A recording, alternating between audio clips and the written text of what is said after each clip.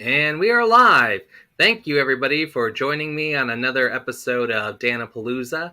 My guest at this time, this is a comic book panel. So let's make sure we give a round of applause for our comic book guest, Marvin Wynn with the Edge comic book, Grant Lankard with the Beowulf comic book, and the Heroineburgh comic book. So Hello. hello. Thank you all for being here. Make sure to check out the Edge Facebook page, check out the Heroineburgh Facebook page, and the website www.heroineburgh.com. So if you're not following, make sure to follow those. Gentlemen, thank you for being here. Thank you Thanks for for having having us. Sounds good. So let's go ahead and let's get into some questions. So, did you have like a favorite superhero growing up that you looked up to that made you decide to become interested in doing comics? We'll start with Grant. Right? Let's see. My favorite superhero growing up. Well, my favorite comic book growing up was the X-Men. My favorite superhero now is Superman, though. Awesome, very good choice. We'll now go to Heroineburgh. Yeah, I would say two different things. TV show wise, I guess it would be Linda Carter's Wonder Woman, and comic book wise would be George Perez's New Teen Titans. So that would include Starfire and Raven, I guess. Very cool. We have some people watching who are excited about this already, so I'm just answering comments. And Marvin, same question. So Sure. my favorite hero has always been Captain America and still is. Excellent choice. Excellent. I've always been a fan of Gambit and Nightcrawler. Those have always been my favorites. Did you like Gambit because he threw cards and made him explode? Yeah, we can say the television series was a big part of it.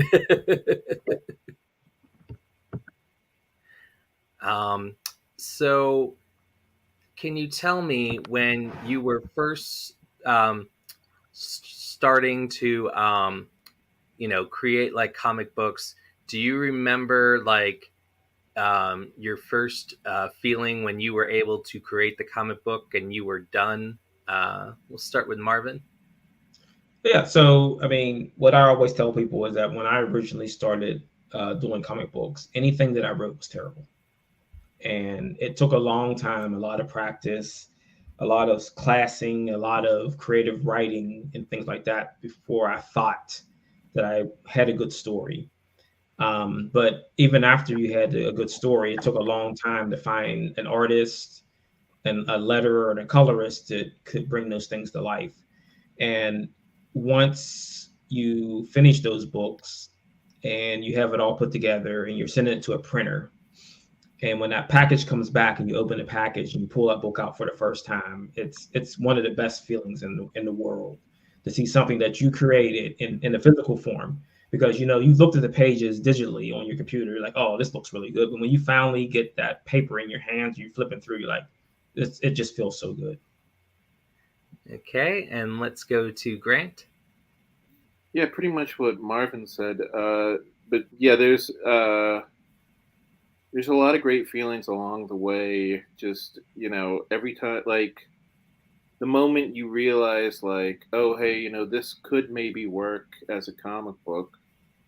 Um, and then each time, editing the comic book and it gets a little bit better each time. Yeah, there's nothing quite like it. It's one of the most rewarding things you can feel. It's great and amazing. And now from Heroineburgh.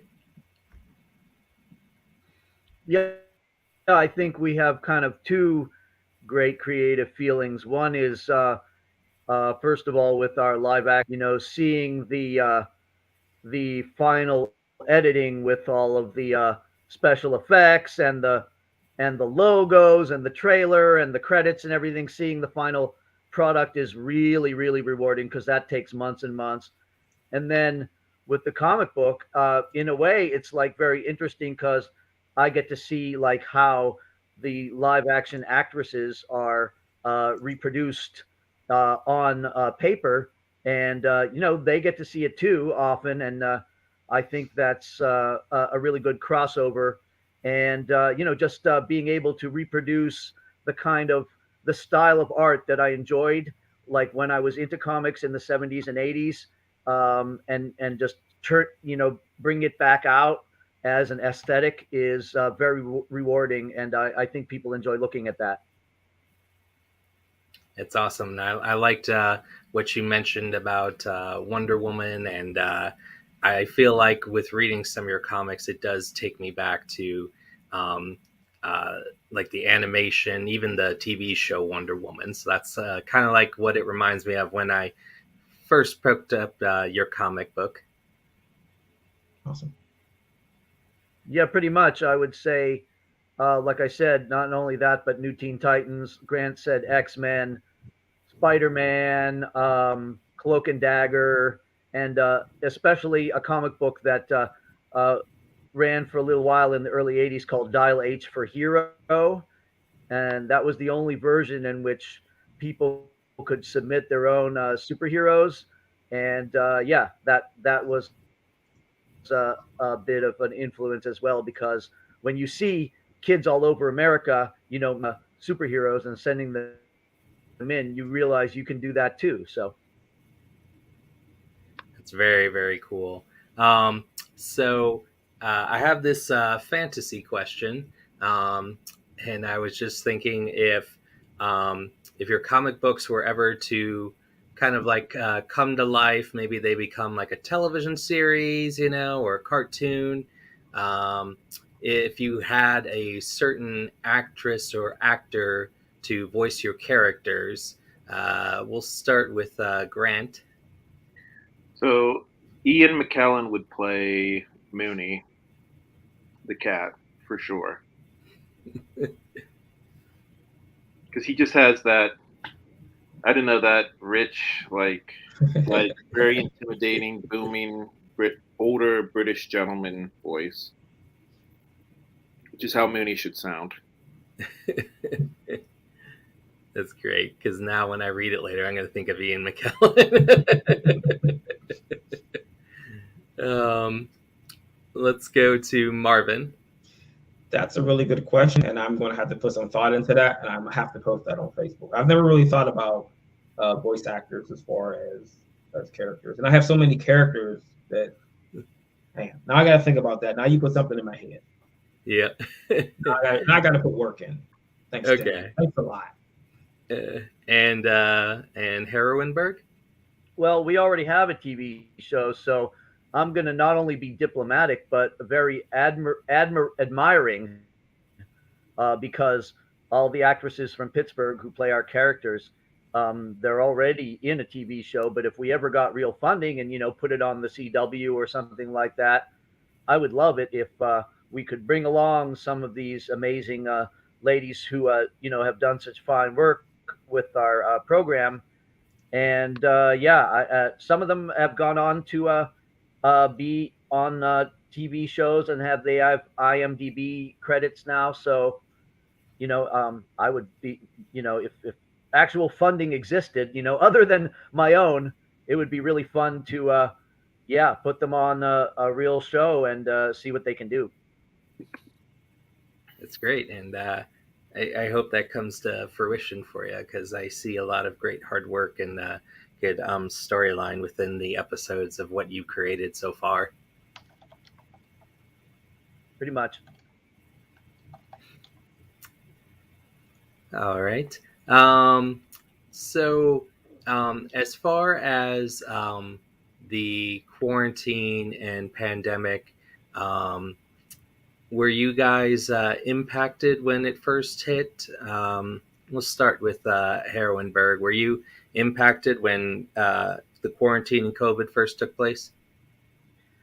Yeah, definitely. I'm sure the others will chime in similarly, but I mean, first of all, there were some actresses who would not tape with us during COVID, even though we had small, photo shoots of like only 3 or 4 people, but there were many that did, and we pretty much just used whoever was willing to do it. So we never actually slowed down during COVID. We still made episodes.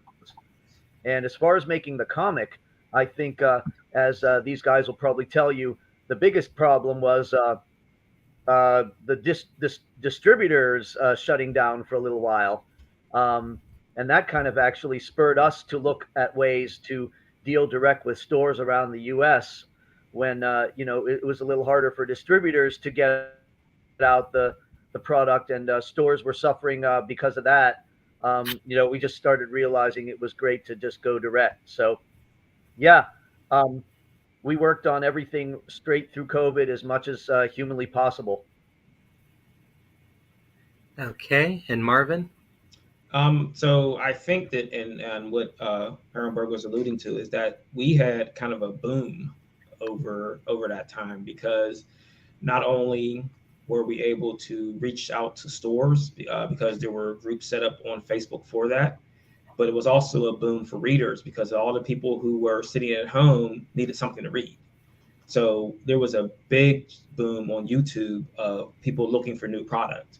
So not only was that we were getting hit up from the stores, but also from customers on YouTube who were saying, "Hey, I saw you on this channel. Come on my channel. I want to buy your book too." So while things were crashing around us, it was kind of like a reawakening somewhat for the indie comic realm, where the focus came off of the Marvel Wynn DC because of this distributor being shut down, and indie comics rose up a lot during that time.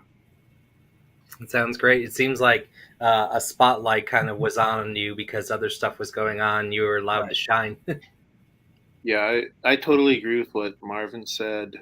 I think in a lot of ways, the quarantine was a good thing for us, because I mean, people were stuck in their houses like pretty much all day, so they wanted something to read. So of course, they were going to order comic books. Very cool. So, for any of those people who are interested, other than conventions, is there other places where they can pick up your comic books? Let's start with Marvin. Yeah, so books are available on the website, theedgecomic.com, and in various comic book shops worldwide. During that time and our time in Diamond previously, we got books into Europe, we got books into Africa, we got books into Japan, we got books into China. So continental United States, Canada, Mexico. I don't remember getting anything from South America, so that's my neck. We got to get books in South America, so I got to talk to somebody down in Buenos Aires or someplace down there. Wow, that's very impressive that you were able to get worldwide. Did it take you long for that to happen, or did it happen rather quickly? I would say that it took a long time to get there, because, as you said before, we were in Diamond through Second Sight, so that opened up that door and that window into the rest of the world. Doing direct is almost impossible to do overseas because of shipping charges. I've had people order books from me in other countries, and I kind of like tell them, "You only ordered one book. It's going to cost me $35 to ship this to you. Do you want to get something else? Because I don't want to just ship you one thing, and like you're paying $5 for the book, $35 for shipping. You're $40 in. Get something else, so I feel better about shipping this over to you for what it's going to cost." Definitely, got to make it worthwhile. Yeah. What about you, Grant? I think the furthest I've ever shipped someplace was Italy. I've shipped quite a few to Canada, and I've shipped some to Hawaii. So, yeah, here and there. And Heroineburgh? Yeah, for us, again, the two-pronged thing with the live action videos, people can download them from anywhere in the world, just by paying for them. So we have fans that download regularly from Japan, China, Brazil, and France. There's one guy who pretty much ordered everything I ever put out, France, He's kind of a super fan. And as far as the comics goes, there's a list of about 210 stores on our website that currently stock the comic. We did that one by one, just dealing with the stores. And then if people want to, it's slightly more expensive because, like Marvin said, the postage. But you can. It's just one-click ordering from our website, Heroineburgh. You can get issues 1, 2, and 3 just by pushing one button, and boom, PayPal does the job, and you get the book within a week. Don't have to wait for the next convention or go or drive an hour to a store or something. Yeah. Wow, that's very good and efficient, and I'm surprised that it arrives such in a weeks. Normally, we think of how it takes a couple weeks to get something, so that's very impressive. Congratulations to all of you, and reaching people who enjoy comics worldwide. So, I mean, the good thing about it is that when you're dealing with shipping like that, as long as it doesn't hit customs, that's where the drag is at, and time. okay. It can sit in customs for months. Well, right. That's Overseas, nice. What I meant was when I said 1 week, I meant the U.S. Like rather than waiting a long time. People can get comics in about 7 days anywhere. In North America, and it's easy to get that stuff now. And as opposed to waiting for a crowdfunded book that might take months to get there because it's still being put together. Understand. Thanks for explaining that. So, do you have a favorite superhero movie that's come out recently, either streaming or that you saw recently? We'll start with Grant. Recently, the most recent thing I liked was She-Hulk. We're going to see Black Adam tomorrow, so I don't know if that's going to be good or not. I've heard mixed things about it. I guess we'll see. Okay, and Heroineburgh? Yeah, I think Marvin knows what I'm going to say. So there is a television show in the Philippines called Dan-A, which is about a superheroine who's been is the most famous Filipino superhero, been around since the 50s. And they just concluded a 65 episode brand new series with it. I watched it every day because it runs like a telenovela, 5 days a week. And they just did the finale on Friday, and they re-upped for season 2 because there was a lot of cliffhangers, so they have to really. But yeah, watching Dan-A over the past, let's say 13 weeks has been like a throwback to the way you used to watch shows in the 90s, like Buffy or Xena or something or Smallville.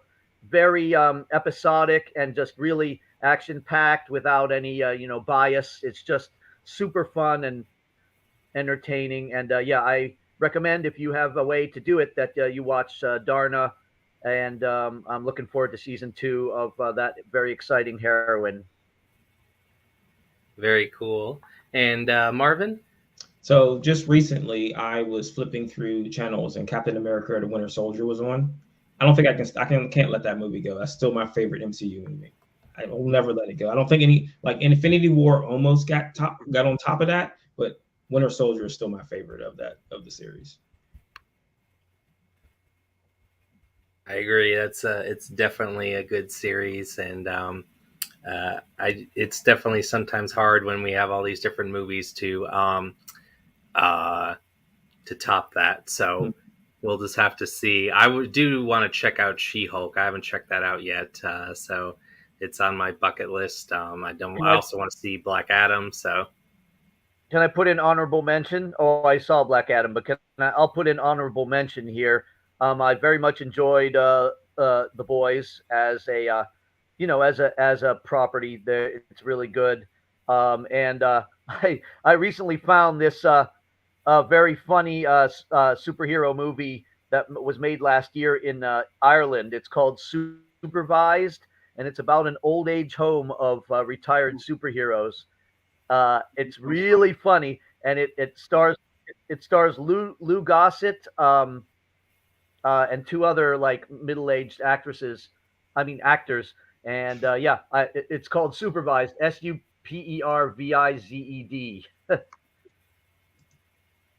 Very cool. And definitely we'll have to check that out. So, moving on, I also have another fantasy question. Do you ever could see your characters that you create? Could you ever see them as action figures? Maybe something that could be within the store. Marvin has them already. What's that? Marvin has, Mar- or he's working on some. Oh yeah. Let's. Yeah, Do you have some? yeah, Marvin works with a Loose Collector. Tell him about it.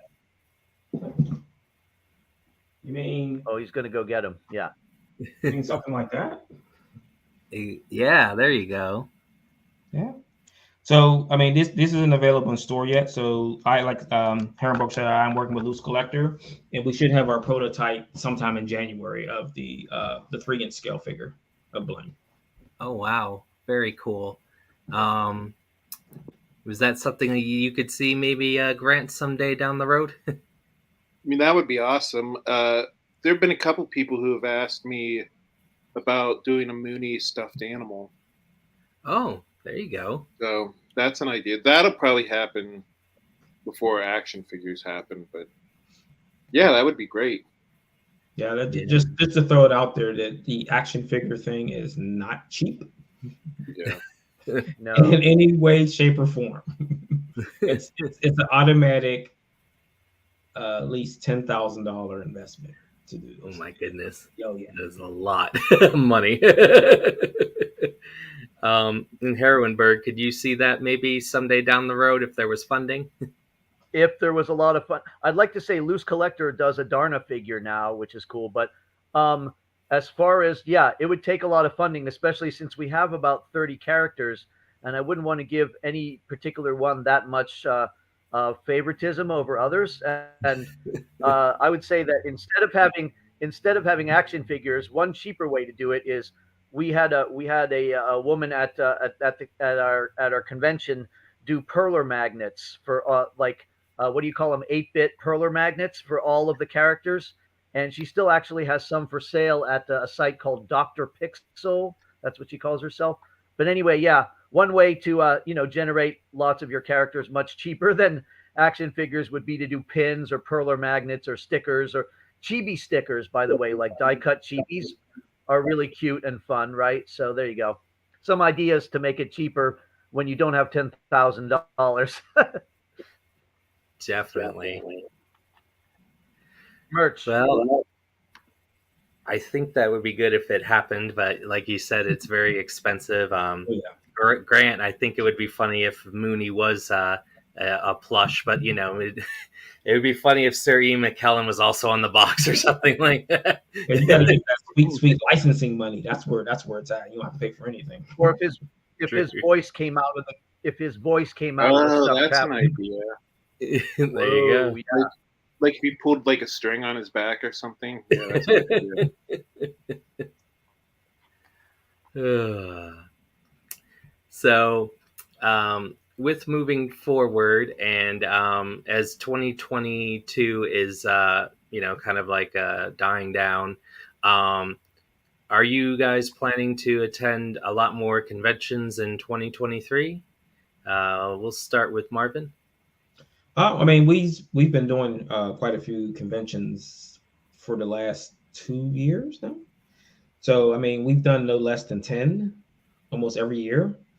I think that our goal next year is expansion. So we want to try to do like Chicago and Orlando and things like that. But I mean, it's all a matter of where we can go and how much that's going to cost us as we go on all these journeys and things like that. So I mean, it's one of those situations where you want to go to like shows in LA, but then you're like, man, that's going to cost $1,000 for the table, and you got to get airfare and hotels or Airbnbs. And you're in the cash registers going off. You're like, that's all right. We'll do that another time. What about you, Grant?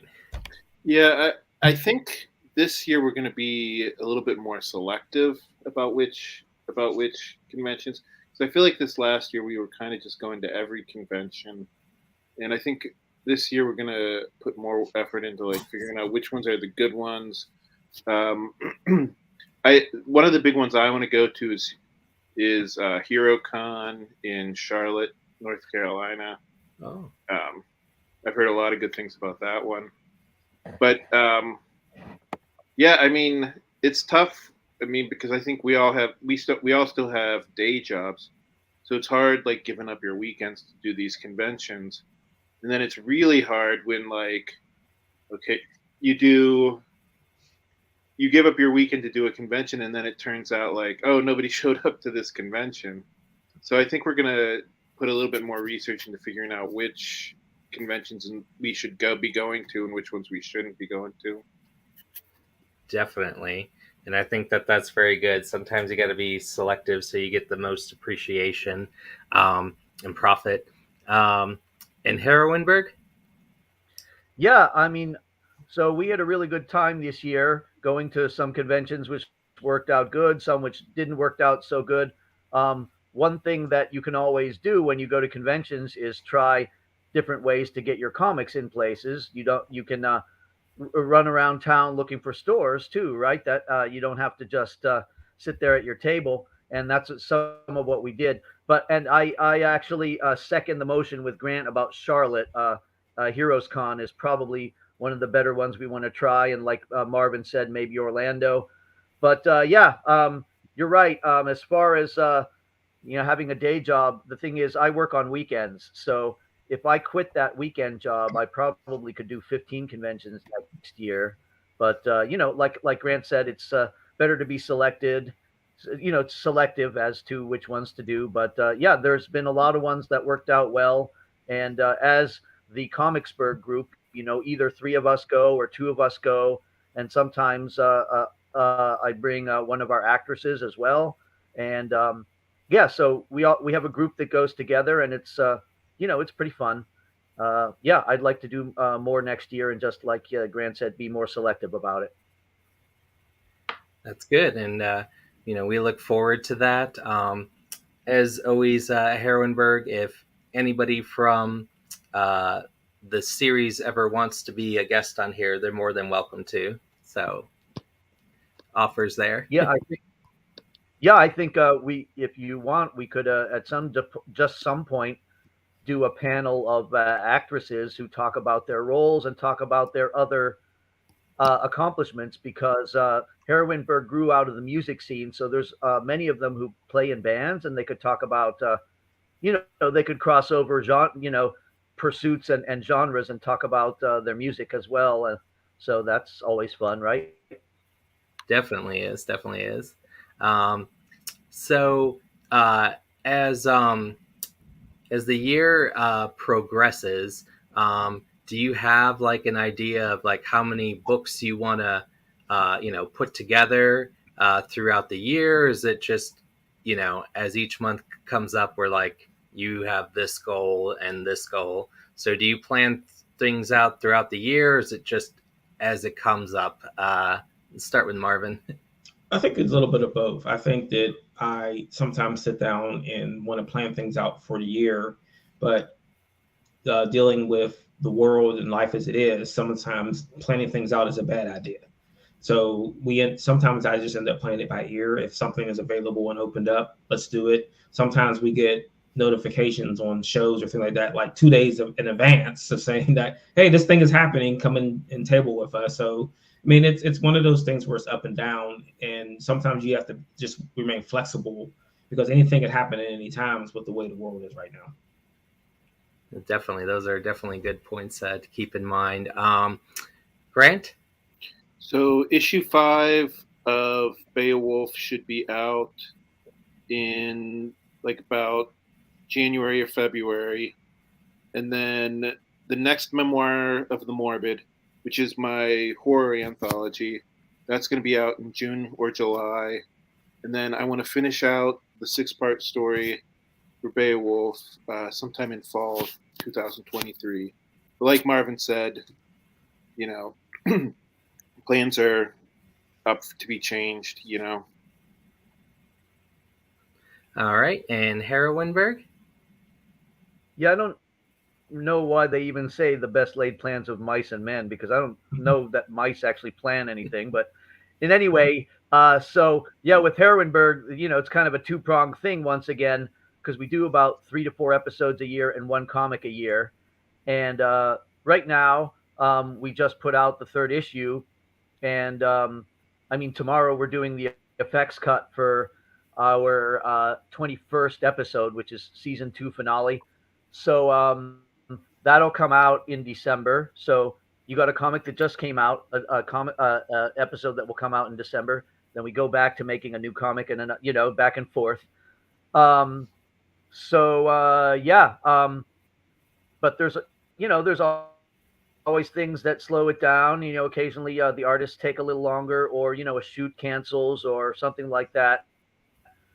So yeah, best laid plans. Try not to plan too much, but always look forward to accomplishing more things on a regular basis. Never give up, and always wake up every morning and have you want to accomplish. Definitely, I agree with that.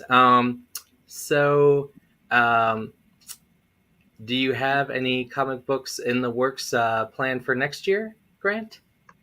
Yeah, we're gonna finish out Beowulf, issues 5 and 6. Issue 4 just came out, and then issue 5 and 6 should be coming out in 2023. And we're also going to release the second volume of my horror anthology called Memoirs of the Morbid. All right, we'll definitely look out for that as well. Marvin? So with our impending listing in the Diamond catalog coming up in January, it's kind of putting a flux into my release schedule. So where I'm probably going to go is that where I'm going to be releasing things through Diamond and directly. So the direct sales will be somewhat a little ahead of Diamond sales. So we'll see how that works out, because some stores are still willing to work with us through Diamond. Some stores are like, we don't want to work with Diamond, we want to go direct. So I'm putting out feelers right now on who's interested in going direct, because someone did ping me about something about it the other day, and I was like, well, let's figure this out and see what happens. All right, let's keep us posted on how that goes. So, in Heroineburgh? Yeah, so in the period after Steel City Con, which is coming up in a couple weeks, we'll take a couple of cold winter months and market the third issue to as many stores directly as possible, and with the idea that maybe number 4 should come out maybe in fall, early winter 2023, and episode 22, which we just did the first shoot for, maybe comes out in spring 2023, and kind of cycle it like that. But I think the winter is really good for just hunkering down, and contacting a lot of people and getting books in stores, because like we said, in the cold months or the COVID whatever, people need something to read, and we can provide it. That's definitely a good point, and comics are definitely good, especially this time of year. Good Christmas gifts, so definitely encourage anybody to pick them up. So with the how this year has played out, do you have some of your favorite conventions that you went to this year? Let's start with Marvin. Sorry, repeat the question. What was your top favorite conventions you went to this year? I think my favorite was Three Rivers. I mean, I think that's our home con. So I mean, that's always going to be our favorite. Like no matter what other show we're going to, and we know that people from Pittsburgh are listening, so we're always going to pump up Three Rivers. All right, and Grant? Yeah, I agree with Marvin. Three Rivers is my all-time favorite convention. It's maybe not the biggest, but the people there are the most enthusiastic. We just did Akron Convention. That was a fun one. What was the one we did? We did one in Southwest Virginia called CosicCon, which was fun too. Beckley, West Virginia. Yeah. Beckley. Mm-hmm.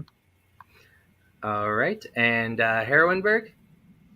Yeah, I'm going to, agree with everybody and say Three Rivers. I mean, everything about it is great. It really represents Pittsburgh creators. It's run by a comic shop that already carries our books, and they care a lot about comics. They have their own YouTube channel. New Dimension runs Three Rivers.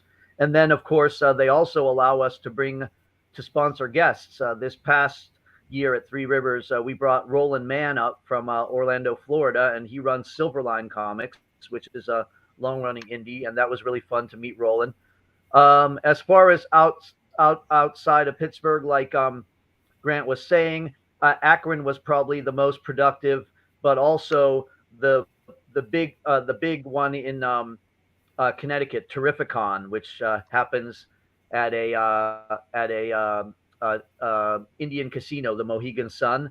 It's really good, run by this guy Mitch Halleck, and yeah, just very solid creators there, wall to wall. So yeah, those three were good, and the one we went to Baltimore wasn't too bad either, but I'd put that maybe in fourth or fifth place in our experiences. Three Rivers, Akron, and Terrificon for sure. Yeah. Very cool. I've never been to Akron Con, so I'll have to take a look at that. But I've been to Three Rivers, and that always seems like it's a really good time. Oh yeah. So if you think Three Rivers is packed with Akron Comic Con, Northeast Ohio is very, very packed with comic book creators, like indie creators, and yeah, there's like some really up and coming names from that area doing amazing work, and also I got to meet Tony Isabella, creator of Black Lightning. He's there wow. every year. Really nice dude. So yeah, nice comic veteran. So yeah, I'd recommend Akron Comic Con in November every year if people want to take a 2-hour trip from Pittsburgh. It's pretty easy. Definitely, I'll definitely have to make the trip sometime. So as the year is closing, do you guys have any goals for this month and December, or are you pretty much just waiting for the new year to start? We'll start with Grant. Just keep working on my comic books. Keep doing social media, trying to grow my following there.